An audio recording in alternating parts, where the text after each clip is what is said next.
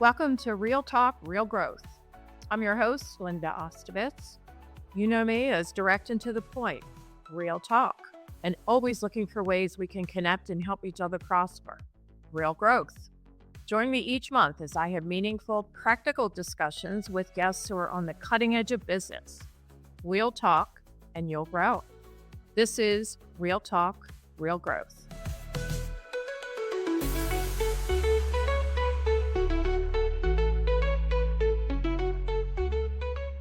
Hello, everyone, and welcome to Real Talk, Real Growth. I'm Linda Ostovitz, and I am very pleased to have as my guest today Kelly Mitchell, who is the owner of Impact HR. And Kelly and I think, first crossed paths in connection with our respective roles of the Howard County Chamber of Commerce. Yes. And we were board members together for a number of years and have bounced off of each other in various capacities. I've asked Kelly to speak to my Rotary Club of Columbia-Patuxent on several occasions in connection with her role at Impact and her expertise in HR. We have a small business committee, or we call it Business Roundtable, where some of the Rotary Club members gather, and Kelly has graciously come to join us on a couple of occasions to help educate us on what to her is her expertise that we all need, and we know it and we need it. And Kelly, thank you for joining me today and sharing some insight. Yes. Hi, everyone. And Linda, thank you so much for the invite. Looking forward to having this conversation. I'm always excited when I have an opportunity to chat with you. Well, good. I was looking forward to it myself, and here we are. Yes. So, Kelly, you have been in business, I think, for yourself for about 20 years now, but you've been in the HR field for double that amount of time. Is that right? That is. And now you're just kind of showing everybody my age, I guess. But yes, I've been in HR for quite some time. I started in corporate HR, obviously, in various different companies, various different industries. And I guess the last 6 years or so being in corporate HR, I had an opportunity to go into the consulting field. And so I've been in consulting since then. So in consulting, I would say probably closer to 26, 27 years. Now, look, we'll show your age. If you'll show yours, I'll show mine. Okay, so I've been practicing for 44 years. I'm not going to leave you hanging out there, my friend. You know, we have experts in these conversations, and to be an expert, you've been around a while. So Yes. that's how we're going to measure that, right? It's right. That is right. So you've been in the industry for 40 years. What has changed over the course of those 40 years? We use the term HR now, but I remember a day when it was personnel Oh, my or goodness. Yes. had other names associated with us. What have you seen in terms of the transition? What has HR become over 40 years? Right. So you're absolutely correct. When I first started in the world of HR, it was not called HR, it was personnel department. And the mindset back then was very administrative, right? It was ensuring that people got all of their benefits and payroll set up properly, very, very administrative. That still continues. The world of HR, you can't get away from the administrative tasks. But I have seen over the years as we've transitioned into providing more value to the companies. And so it then transitioned into human resources management, right? And the assets being called human resources. Now I'm seeing the trend that it's more people and culture, because again, that shift of understanding that it's not just about the administrative function, but really understanding the organizational culture and how do you keep people motivated and productive and having the culture that really sets people, the companies apart from each other, and encouraging to having those cultures that make sense for them. Sounds like it's a much more strategic role nowadays. And I would assume, knowing you and knowing your industry a little bit, that the more involved you are in the culture and the future and strategic planning and so forth, the more benefit you can provide to your clients. Would that be true? Yeah, absolutely true. I still think there's still this misunderstanding in some ways that business owners or companies still view HR as still kind of part of the administrative function. And I think, as I mentioned, the world of HR, we're never going to get away from all of that because we do manage benefits and we work closely with payroll. So we need to make sure all of the taxes and deductions and all of those things are correct. But again, the shift I'm seeing is the true value that HR professionals can provide is being able to strategize, work with the leadership team to understand workforce planning. Companies go through different phases of organizational development, and HR needs to be a big part of that because we are managing human resources for those companies. So, yeah, the shift is existing and it's continuing to grow that way. And the true value is providing that strategic level of support. And I would think that with the world becoming more complicated with COVID, with remote work, and we could list the Yes. million things, I guess, that are battering business owners right now and affecting and challenging their ability to have a strategy and implement a strategy, that the role of an HR professional becomes even more significant. Oh, absolutely. And especially in times of uncertainty, like HR people, based on our education and all of our trainings, it is tied primarily to the compliance piece of things. We need to understand what is it that we need to do to minimize risks and liability for the employers.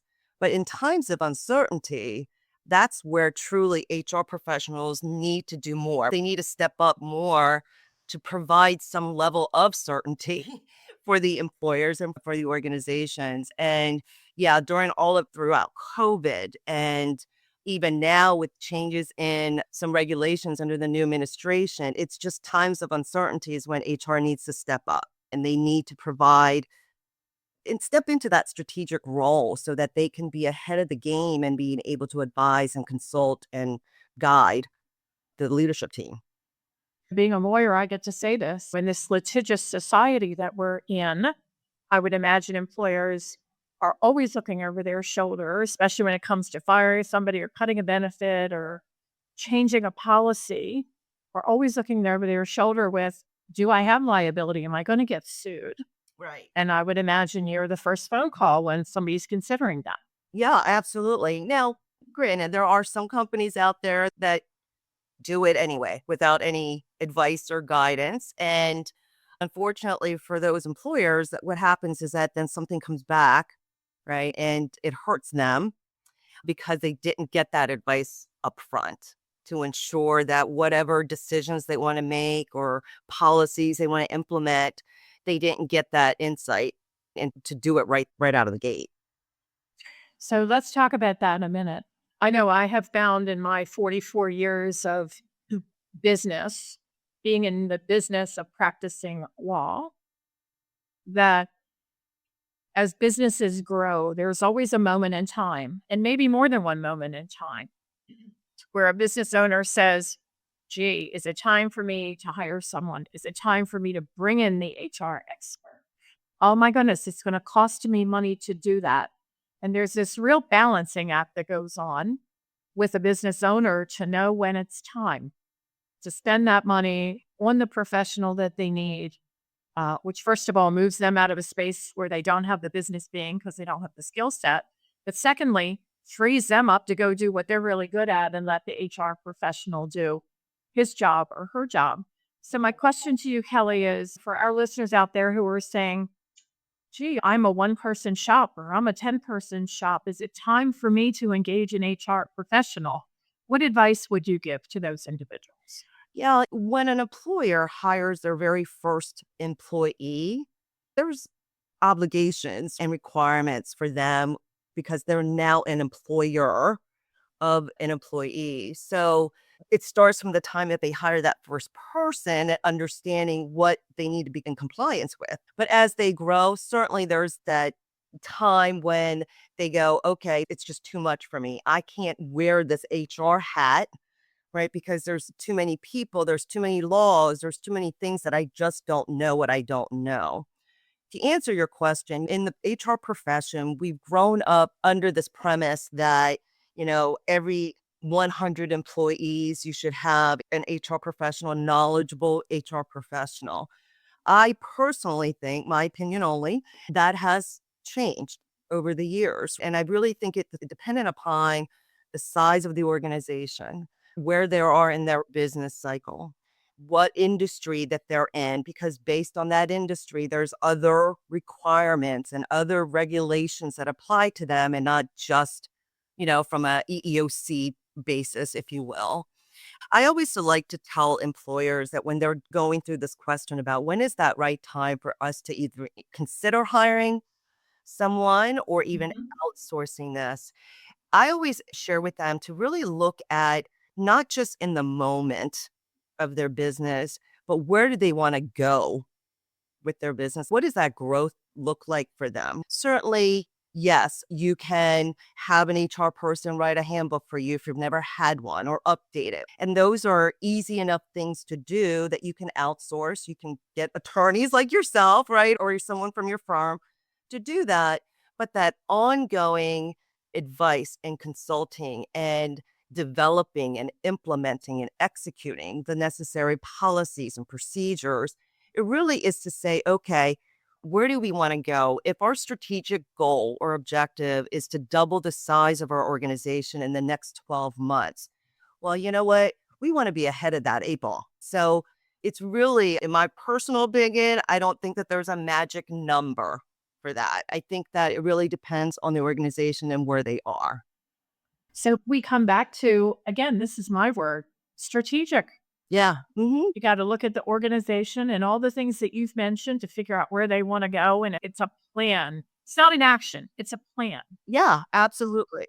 Absolutely. And that plan is all around when is it the right time to start hiring people? I mean, looking at that process to say, are we doing all the right things to identify and hire the right people? And of course, how we're actually onboarding them to engage them from day one and really focusing on that new employee experience from day one because we want to engage them from day one. So it is the planning aspect of all of that. Again, the administrative part of HR is really okay. Now we want to develop, we want to implement, and that comes with some of the administrative tasks to get that done. You made reference a few minutes ago to one of the functions of an HR professional is to be up on the laws. And obviously, the legislature is a constant hotbed of activity, sometimes well thought out, sometimes not so well thought out. But what is the obligation? What is your handling of, as an HR professional, knowledge of what's coming down the road in terms of legislation, what employers can expect to see, and how do you help them plan, strategize for what's coming down the pike? I think that every HR professional, whether there are consultants like us or in-house HR professional, they should always be staying current with what's happening. And I would say, and I would bet that all HR professionals are doing that. The challenge is there's so much of it, right, Linda? You just get bombarded with Mhm. what might be happening. And then to top that off, it's not just at the federal level. We also need to understand state level. Need to understand local. And so it does get challenging, but every HR professional needs to stay current, to your point.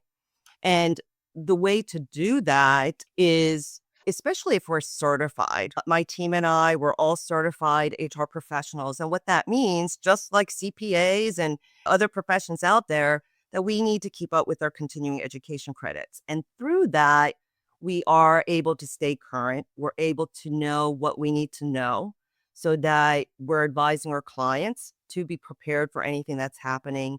And then for us, what we appreciate the most are our relationships with what I like to call our strategic partners, employment attorneys, other firms that need to also stay current, like benefit brokers, insurance companies. And so we're able to share information with these strategic partners because as soon as they know of something that affects them in their industry, they're allowing us and their clients to know about it.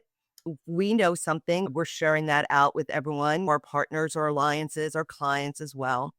So it is staying current, finding ways to stay current, finding those relationships to stay current, and then being able to use that information for the employers so that they can do the right thing. I always tell my team that our goal is always to help our clients be ahead of the 8 ball and not chasing it all the time. And I think what happens, generally speaking, in my experience, is that especially for HR professionals that are internal, like they're part of an HR department, they're so bogged down in the day to day that it does become challenging for them to stay current and or to find out what is down the pipe, to know what might be coming and when it's going to be coming. And so our job as consultants is to advise them and try to get them to be ahead of that 8 ball, so that, going back to being strategic, to know what to plan for as those things are happening. And in our crazy, crazy world, we get laws that are, or bills that are executive orders that come out.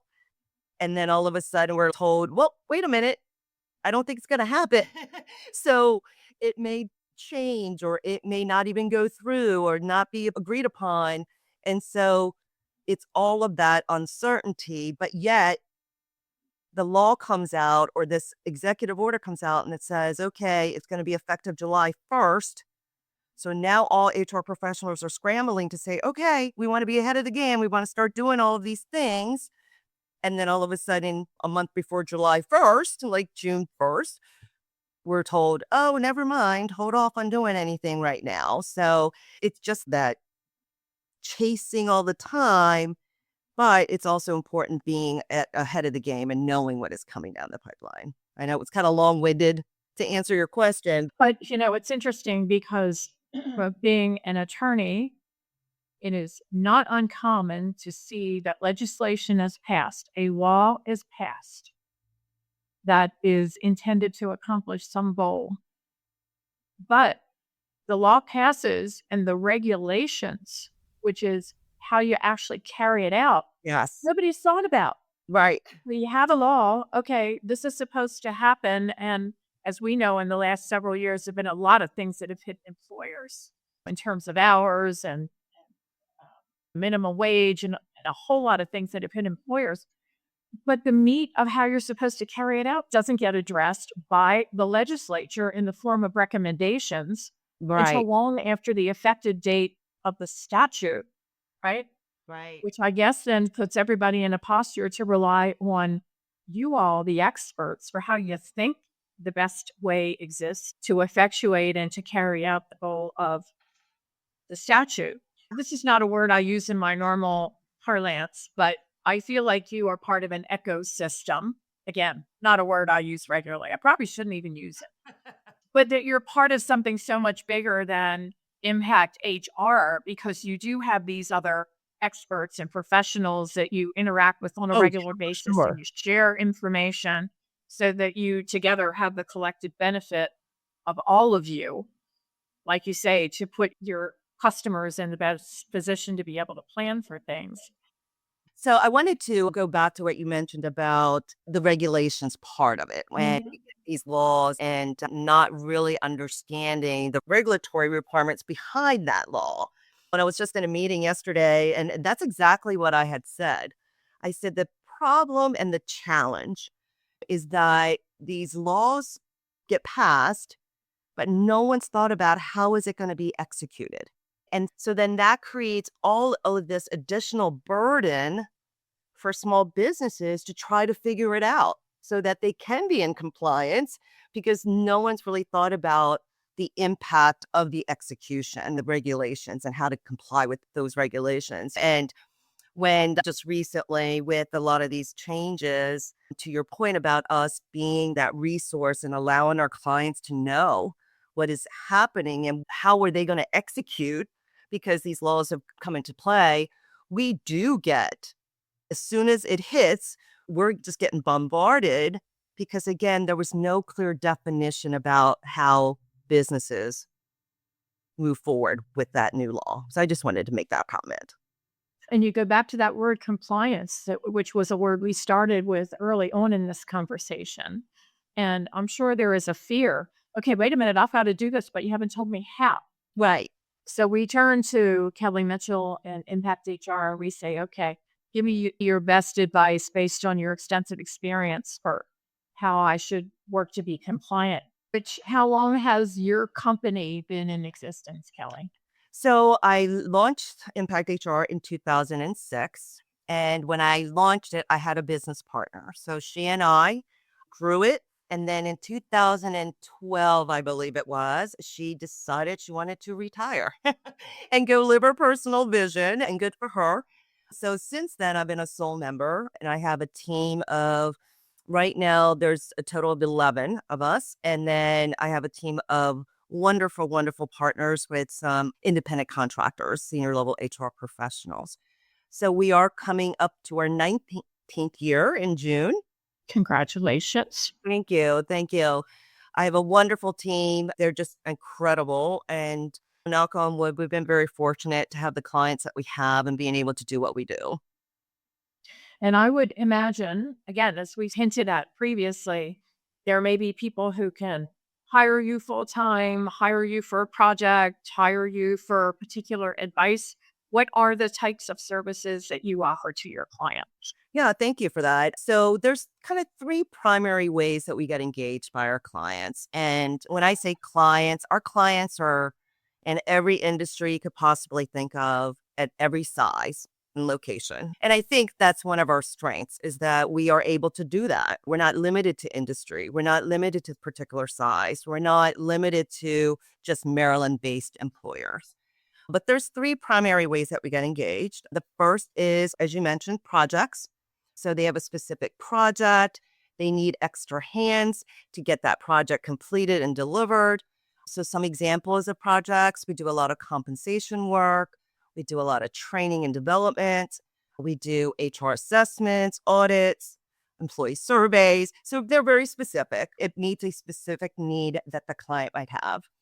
And then the second way that we get engaged is what most people might refer to as this outsourced model, or this fractional model, like fractional CFOs and fractional CTOs. We are fractional HR. So we go in and help our clients on an ongoing basis to help them to look at what is happening in the HR world. We do the strategic part of it, and then we also roll up our sleeves and we get some of the transactional work done as well for them. And then the third way that we get engaged, primarily geared for our smaller clients, is that unlimited access to somebody that they can just pick up the phone and call, and just serving as that sounding board. So I think you just mentioned it, the ability for someone to say, I just need some advice. I just need someone to tell me, am I on the right path, or am I going to get in trouble for doing something that I want to do, but not quite sure if I should do? So that is our HR Express model. And that's interesting because we had the discussion about when is the right time. And perhaps some people struggling with when is the right time don't recognize that there are a number of different levels at which an HR professional, such as Impact HR, can be engaged. And just to add to that, when is the right time? And unfortunately, HR, especially for us in the consulting world, we tend to be a response to, it's very reactive. Something is going on in an organization or something's happening in that company, and they're like, oh my gosh, we need to talk to an HR professional, which is a great way, because they do need that advice and they need that support. Ideally, companies that are looking at it not necessarily as a reactionary way to engage HR services, but really looking at it from being proactive, to say, going back to my point earlier, is when they're looking at their entire infrastructure and saying, okay, we want to get to X, where we need to build our workforce, or we need to be looking at succession planning or career development opportunities. That is, for me, a good trigger sign that they might need to have someone more than just being able to come in and fill out benefit paperwork. They need that, but they also need to be looking ahead down the road. The more we talk, Kelly, the more it is apparent to me that just like any business person needs, I don't know, pick any industry, an IT person, a banker, again, we could list a whole lot of different disciplines and occupations that are part of a good collective whole. And HR, it's so interesting because, again, I was around in the days when personnel was the word that was used, and that meant timesheets and paychecks and Yes. benefits and all that. Nothing strategic like what you're talking about. And you're talking about engagement, retention, the employee experience, which is so much broader than what, you know, personnel used to be. Can you tell us a little about your clients? Well, as I mentioned, they're in every industry, right? Different sizes. We work with clients that are startups and helping them actually hire their first employee to some pretty larger organizations where they might have a really good HR infrastructure in place. They just need some additional support and maybe primarily on that project side. Our ideal clients, if you will, are companies that are probably around that 50 employees to a couple hundred. It's not to say we wouldn't support clients less than that. But the reason I say that is because in our experience, they're the companies that are looking at both. It's time to be looking at on that some of that strategy side. And so we're able to bring both the value of making sure things are getting done on a day-to-day basis, but really being able to work with the leadership team and identifying other ways to keep people from that recruitment, retention, productivity, engagement, all of those things that's going to be important for the companies. So you've been around a while in terms of this industry, and you've described how it's changed in the last 40-ish years. What do you see for your industry going forward? It's a good question. In my opinion, I do think that more and more companies will consider this outsourced model. And I'm not saying that because I'm in it, but I was just doing a presentation and I was doing some research for that presentation. And I found that between now and 2030, that outsourced HR is expected to grow by another 72% or so across the country. And I think it's a good way, just like companies that outsource their IT services, or they might be outsourcing their finance or CFO function. I see the trend of HR, especially on that strategic level, maybe being outsourced more because it's giving them that option to utilize those services or that knowledge on an intermittent or maybe times that they really need to start developing and implementing certain things across the organization. So again, my experience and just being in this industry, and then of course, just some of the trends that I've seen, I do think that it will continue to grow. Hmm. Look, I asked you to look in your crystal ball, and that's what you've done for me. So I thank you for that. Yeah, I don't want my peers that are, and there's some great HR professionals out there. I don't want to scare them with my comment.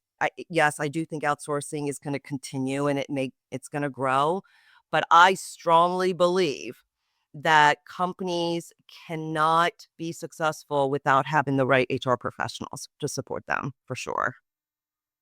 That makes perfect sense to me as we've explored the depth of what an HR professional can do. And again, I think a lot of people think of, like you say, the compliance. I'm going to fire somebody. How do I handle this? They look at those things rather than the strategy piece of it, which we keep returning to. Makes me wonder, do you ever go into a business, Kelly, and facilitate the development of a strategic plan? Do you ever perform in that function? Not formally. My consultants, my team and I, we have supported our clients with the development of what that would look like, and then maybe partnering or bringing someone else in that is an expert in that space. So we're a part of it, we participate in it, we help facilitate it, but we would not actually develop that process for them. We would partner with someone that is an expert. And I think that's the other thing is that we just know, where what our limits might be in some of the needs that our clients have. And yes, we're all generalists by trade, meaning that over the 40 years of we've all been in a senior HR professional, we've had our hands in a lot of different things, but we also know what our limits are. And that's usually when we do reach out to our strategic partners, our alliance partners, and then bring them in to support our clients because we know that they're going to be doing a better job than we would. Sign of a true professional who knows her limitations. Oh, thank you. Yeah, and my team, they certainly know that as well. And we do collaborate as a team to say, you know what? We could do that. Certainly, we're innovative enough to do that and resourceful enough to be able to do that.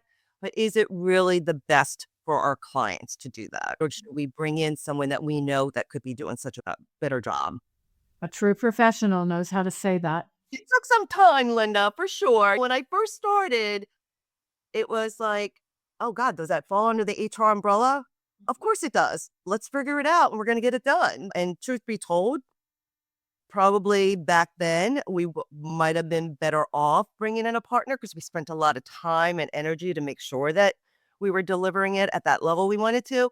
But so it took me some time to get more comfortable in my own skin to be able to say, no, I don't think we're the right fit for that. Look, we are both seasoned professionals, and that is a sign of maturity to be able to say, wait a minute, there's somebody who can do it better, more cost effective. It's their wheelhouse. I'm not going to lose my client because I brought in somebody else who's got a little better developed skill set in a particular area. That's the sign of a professional, not somebody who says, yes, I can do everything and anything, and they manage to get their way through it.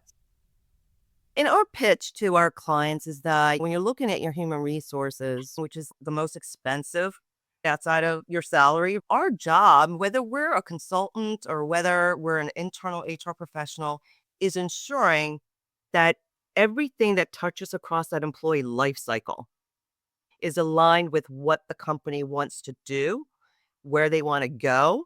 And so we're always looking at that entire process, and not just from a compliance standpoint, but the efficiency, the effectiveness, all of that. And there may be areas along that way, along that process where we need to raise our hand and say, you know what?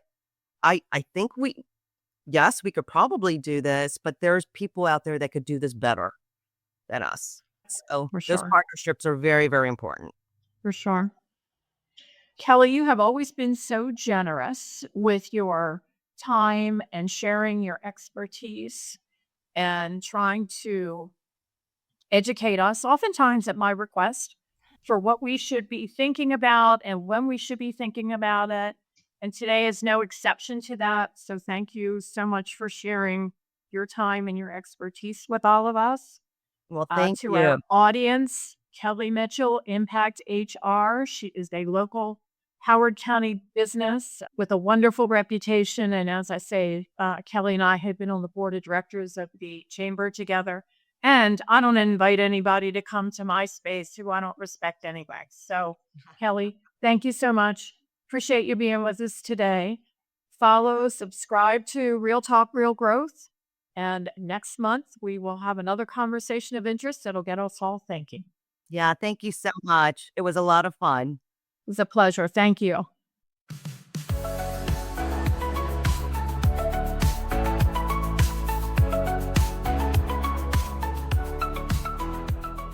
Please be sure to like and to subscribe to Real Talk, Real Growth, wherever podcasts are found.